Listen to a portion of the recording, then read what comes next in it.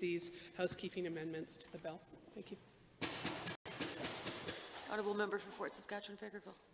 Thank you very much, Madam Chair, and I'm really happy to be able to stand and speak to this amendment to Bill 30, an act to protect the health and well-being of working Albertans. This amendment, it captures something that I've been working with correctional officers and their families for since the election, and they're you know, what they had been struggling with was an extra 5 years now of not being entitled to presumptive PTSD coverage, and that has left what is a multiplying effect of cost on our society, on our province. These things don't often. I should say that there are careers that unfortunately PTSD is more that you see more prevalent, and it's because they see traumatic things. I had the opportunity to introduce someone the other day, Frank Gerritsen from Fort Saskatchewan, who had been working for 27.5 years in corrections, and he had seen all manner of horror, slashings, hangings, murder, sexual assault, something awful that I had never heard of, but it was something where an inmate would take a bottle and mix together feces and urine and would explode it on a corrections officer as they passed their cell. So things that I had never even heard of were brought to me, and that's one of the many reasons why I knew it was really important to fight for this for the last 2.5 years. And so even though it's taken a really long time to go through really fulsome consultation with all of those that are affected, whether it's the public service or workers or industry, it's taken this long to make sure that it's comprehensive and looks after those things that you know, I wouldn't refer to as housekeeping. That's the point of having committee of the whole, is to be able to bring forward amendments as a matter of going through the legislation and having an eye to it that maybe someone else didn't have, because we all represent just different constituencies in Alberta and different concentrations of a certain industry or worker. You know, there are a lot of nurses in my constituency. There are a lot of corrections officers in my constituency. There's a lot of RCMP. There's a lot of Edmonton Police Service. There's a lot of military. So I have the opportunity to hear those stories and struggles that they have as part of my role. And so when I have legislation come forward, you know, I'm seeing it for the first time too, but I know that I've been part of this conversation for 2.5 years. So this isn't the first time that I'm hearing about these subjects and these issues. And so knowing that there was this review having actively talked to people to be able to get a sense of what, like, work that had been done before, where and reach out with questions about where things are, so that I can get a really good sense of the things that that might need redress when I see a bill. And this is one of those things. It's a very confusing thing. If someone were to say, oh, you know what, corrections officers are covered in presumptive PTSD legislation, I might have read it initially, the original legislation that had been passed in 2012, and thought that that made sense. And that's in fact what happened with Frank Gerritsen's case. He took his case to the WCB, and they opened up the legislation and said, oh, you're a correctional peace officer. Says it on your badge, says it on your paperwork. Makes sense. Peace officers are covered. But in fact, it took a year for them to figure out in the legislation that it is not correctional peace officers, it is peace officers as defined as sheriffs. And so sheriffs need protection too, absolutely. But corrections officers have really high incidence of post-traumatic stress disorder because of those awful things that that we ask them to tend to. You know, we're legislators that create laws that put people into the correction system. And then we're not thinking about the people that are behind those walls that are keeping society safe. So that was a real hole that was left 5 years ago.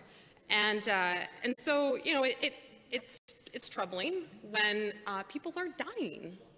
These corrections officers, it's not some faraway story. These are our friends. These are people that I have talked to, you know, via Twitter and Facebook and email because they have heard about the work that we've been doing. So the idea that this needs to be put on hold is just flabbergasting to me and flabbergasting to the people who have these stories. I shared the story of someone named Isaac McNeil who knew that he was happy to share his story on the record. You know, he tried to cut his throat and woke up in a pool of blood. Like, this isn't some faraway thing that needs 6 months more or whatever number you want to put on how much longer you want to consult. This is happening. These people are in your communities. And so this needs to happen now. This is not the time to dither. And so, you know, why did it take so long? You know, the premier, when she was sitting as an MLA in 2012, tried to put forward this amendment, tried to include correctional peace officers in the legislation, and she made very sound arguments as she made last night. She was talking about, you know, that there are issues when you create a class of workers and say that, you know, that we're going to hold only certain people, and people that do incredible work. I mean, the first responders that are included and going to be included, including emergency dispatchers, they do incredible work on behalf of Albertans. But what it did was it made people in the corrections field feel like second-class citizens. And that was what I heard over and over again. When they would go through the WC process, they would feel like they had just been re-traumatized all over again. They would tell me that they just felt like the whole system was throwing them away like garbage. And that's unfortunately what we heard concerns about the WCB Act with, was that it did not focus enough on the needs of workers. And so there was a lot of work that needed to be done.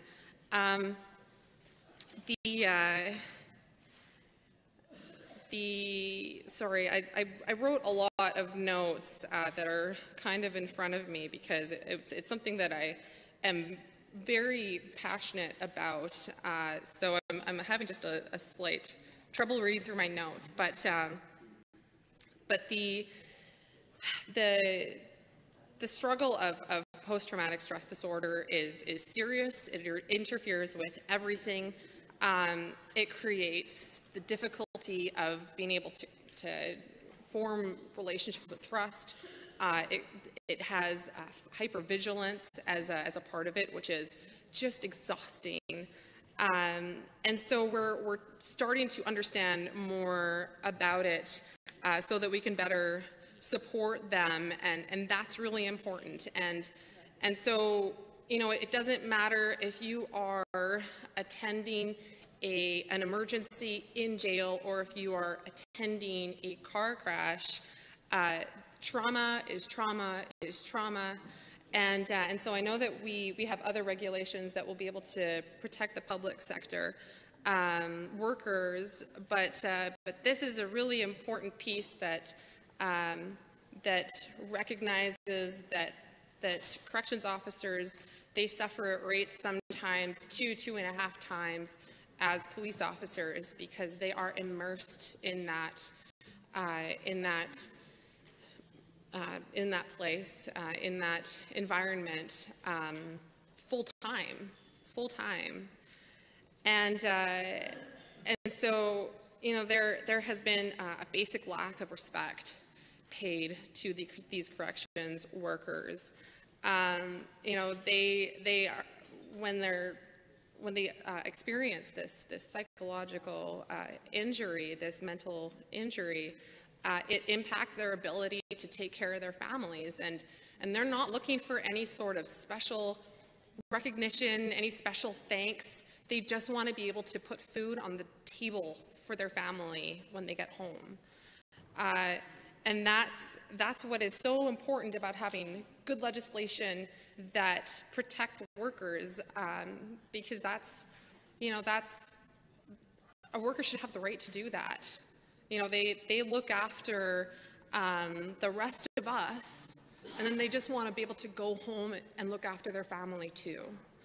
And so we need to make sure that that we continue to do this work. I'm really glad that that we have the time to debate this now, to make sure that these things have been seen to, and I want to thank the minister for tabling this amendment. I know that she knows how much this means to the workers that it represents, and so I'll leave it at there. But I just want to make sure that everybody here knows that it is the right thing to do. Thank you, Madam Chair. Carson Tabor-Warner. Thank you, Madam Chair. And I just have a really